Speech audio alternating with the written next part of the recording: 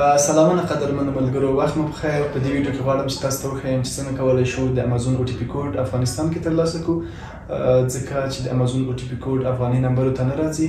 او د ویډیو کې غواړم تاسو ته وښیم چې څنګه کولی شو افغاني البته امازون او ټي پي کوډ افغانستان کې ترلاسه کړو بدون له دې چې موږ ورچوال نمبر واخلو.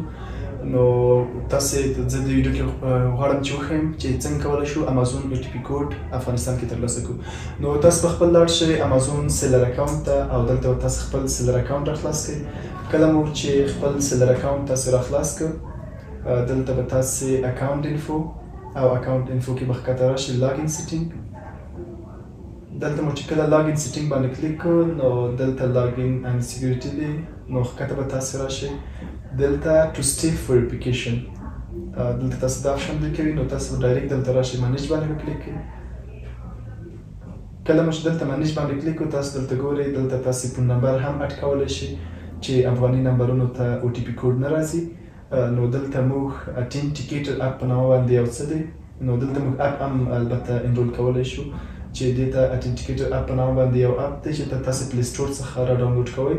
چې اتنټیکیټر اپ یا هم ګوګل اتنټیکیټر به تاسو خپل له پلی سټور څخه یا هم اپ سټور کې را ډاونلوډ، او کله مو چې را ډاونلوډ کړه د هغې نه وروسته به تاسو دلته راشئ اډ نیو اپ باندې به کلیک کړئ. کله چې تاسو دلته اډ نیو اپ باندې کلیک کړه نو دلته اوس تاسو ته آپشن درکوي، البته دلته تاسو ته کیو آر کوډ درکوي.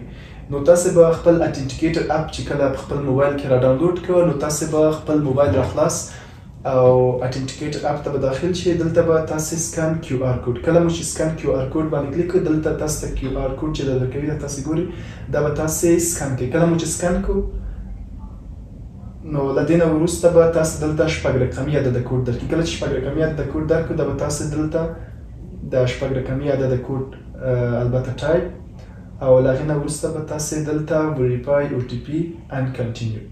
نو تاسو په دې باندې کلیک کړئ. کله مو چې دلته کلیک کړو نو بیا چې همیشه امازون البته او ټي پي کوډ غوښتو نو ستاسو د او ټي پي کوډ به ستاسو اتنټیکیټر اپ یا اپ چې تاسو په موبایل کې را ډاونلوډ کړی هغې ته به ځي.